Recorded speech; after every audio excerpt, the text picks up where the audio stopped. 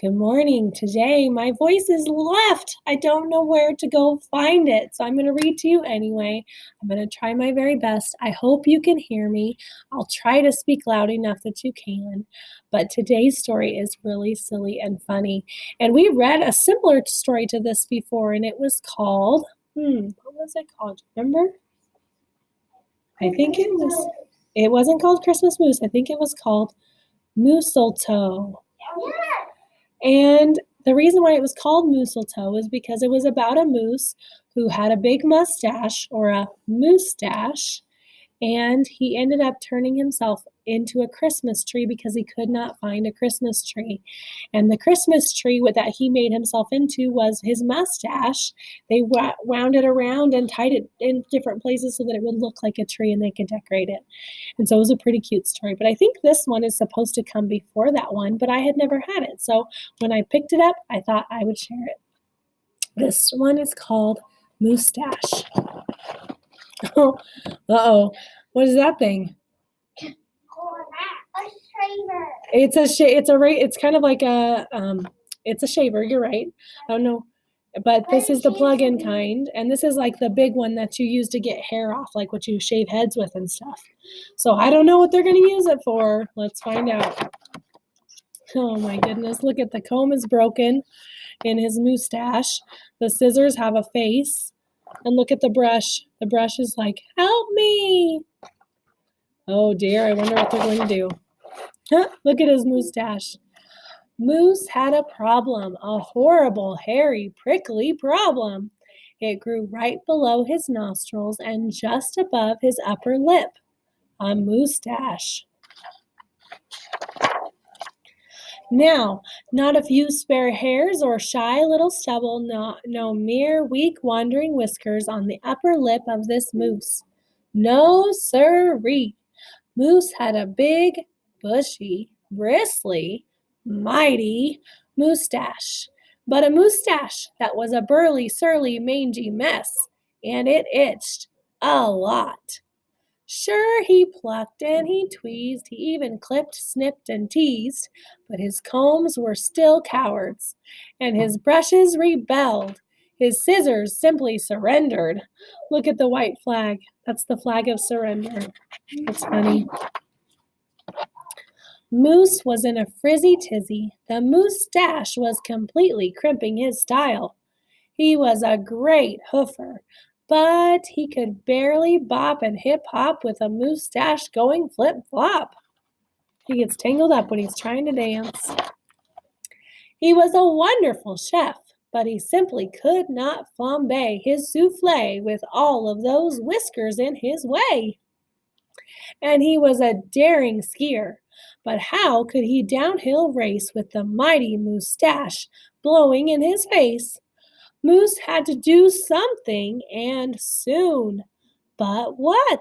What is he going to do? Cut it! Andy, what is he going to do? Oh, she thinks that shaver we saw at the beginning of the book is going to be used on his mustache. I think you're right. This is silly. Can't wait to find out what happens. After days and days of much serious thought, Moose got an idea. He crossed some hair before starting over. Sorry. He crossed some hair here, he crossed some hair there, and he tied his mustache around his neck. Kind of looks like a hair scarf. A moose scarf seemed to be the ideal answer to his problem. It was so simple, so easy, so perfectly perfect. Do you think that's a good solution? Oh. But then his mustache got knotted and mangled and horribly tangled, and those hundreds of hairs still prickled and tickled.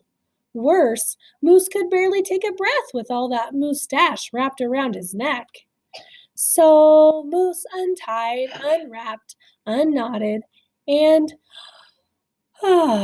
gulped in some fresh air. He got another idea.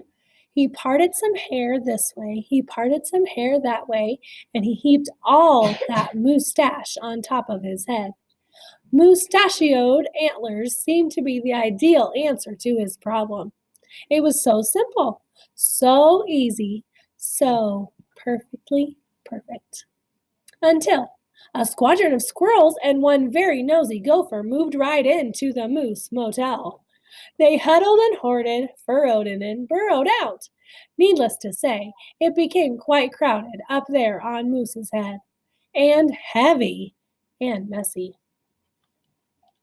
Look at that mess up there. And very, very noisy. The squirrely chitting and chatting, squeals and squawks woke Moose every morning before the crack of dawn, and that gopher was giving the moose one hairy headache. Moose needed his sleep. He needed his rest. He needed his privacy. Moustachioed antlers? Nuts, said Moose. So he unparted and unpiled, untwisted and untwined, and said, adios to the hairy horns. But now what? What? What? The miserable moose took hold of a hunk of hair and he wrestled it. Then he roped it. He tethered, he tied, and tamed. Aha! A moose tail! Kind of like a ponytail. That's silly. It is. It's on the wrong part, isn't it? Because normally a ponytail goes on the back of your head, or on the side of your head, or on the bottom by your neck. And this one cannot because it's made from his moustache. And so it must go in the front. Oh dear. Now, that was so simple. That was so easy. That was not so perfectly perfect. Talk about a dizzy do. Moose didn't know if he was coming or going. Backward, forward, this way, that way. He didn't know which end was which. Moose had to bail on the tail. And so he thought and thought and thought some more.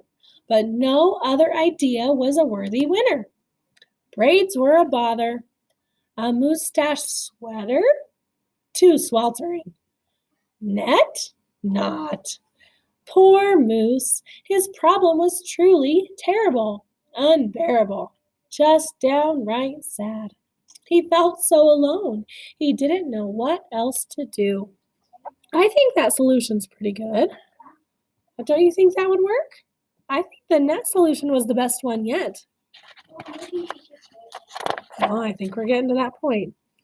Then call it fate, call it destiny. It was probably dumb luck. But one day Moose tripped on his moustache and just had no time to duck. Oomph! Pardon me, they both said as they bumped. Then they blinked, then they stared, and their hearts went thumpa, thump. Oh, what happened? They're in love. Love at first moose sight. She was a moose with a bouffant so bodacious, outrageous. Well, it was just plain old big. Hair after hair piled higher than high, a skyscraping dew of glorious curls, a tower of swirling twists and twirls. She was simply splendid, stupendous, absolutely superb. Of course, Moose had to ask how she did what she did to get such a do. Miss Moose winked, then whispered, just a little clue. So he fearlessly plunge a hoof into a fat pot of the white goopy goop. Then carefully, oh so carefully, they glopped and they plopped. They pasted and they pressed. They coaxed and curled every truly unruly wayward whisker. Around and around they tweaked and twirled those horrible hairs until Moose's once mangy mess was now a wondrous winding wave of marvelous moustache. Moose gazed in the mirror and smiled a broad, moosey smile. He was so happy, so glad, just giddy with glee. He looked dashing and handsome. Moose gushed, is that really me?